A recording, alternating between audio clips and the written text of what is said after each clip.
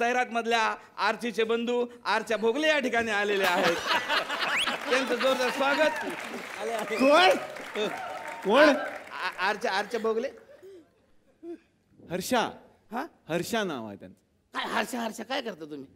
काय इज्जत आहे की नाही माणसाची? हा, चांगलं नाव ना, त्यांचं नाव असेल ना हर्षवर्धन, काय हर्षराज असं असेल ना, एकेरी नावानं हाका मारणं बरं वाटतं काय? नाही तसंच आहे त्यांचं नाव, आम्ही ते पहिल्यापासून तसंच ऐकतोय. असंच आहे सर हर्षा.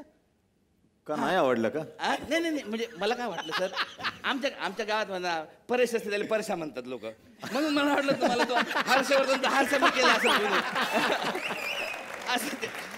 असं राहते, म्हणून मला वाटलं एवढ्या मोठ्या माणसाचं असं एकेरी नाव नको. आईला विचारतो.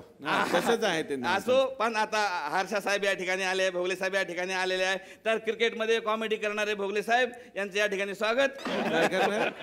कॉमेडी आम्ही ऐकलं त्यांच्याबद्दल, क्रिकेटमध्ये कॉमेडी करतात ते.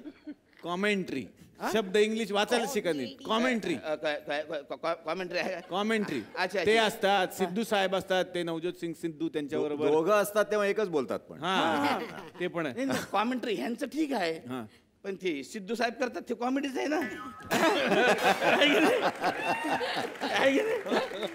हा, म्हणजे त्या माणसाचं नावच आहे ना नो जोक सिद्धू. एवढं नाव असल्यावर जोक करणारच ना माणूस, आहे की नाही? बरोबर खरं आहे की नाही? खोटं बोलतो काय सर? तर मग काय ते? बोला आता, तुमचं चाललंय, मी काय बोलू? नाही नाही, म्हणजे चुकीचं नाव आहे काय? नवज्योत सिद्धू. नाही नाही, नवज्योत होतं त्यांचं आधी, जोक मोर त्यांचं नवजोक झालेलं आहे. आता चेंज झालंय सर त्यांचं, असं ते काय हरकत नाही. रिटायर झाल्यावर कॉमेडीचं करिअर नसलं ना तरी इंग्रजी शिकवायचं नक्की मिळेल.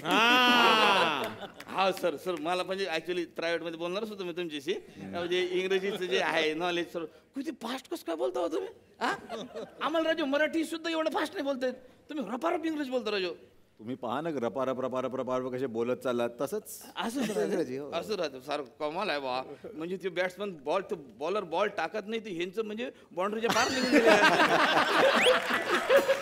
असं मला काय नाही, पण आपल्या आनंदाची गोष्ट म्हणजे तुम्हाला सांगायची असे की सर हर्षा भोगले सर हे मराठी असून सुद्धा त्यांचं हैदराबादमध्ये शिक्षण झालेलं आहे. बरोबर. खरी सर इन्फॉर्मेशन माझी. तुम्ही सर कुठल्या साली होता ते हैदराबादला? साधारण 83 सालापर्यंत. 83 पर्यंत. 83 साली सोडलं. अच्छा, हैदराबाद सोडलं सर. थोडीशी चुकामुक झाली सर. तुम्हाला सांगतो, तुम्ही जर म्हणजे ह्या 2-3 वर्षात हैदराबादमध्ये असताना सर, तर तुम्हाला अर्चिन परशा पाहायला भेटले असते.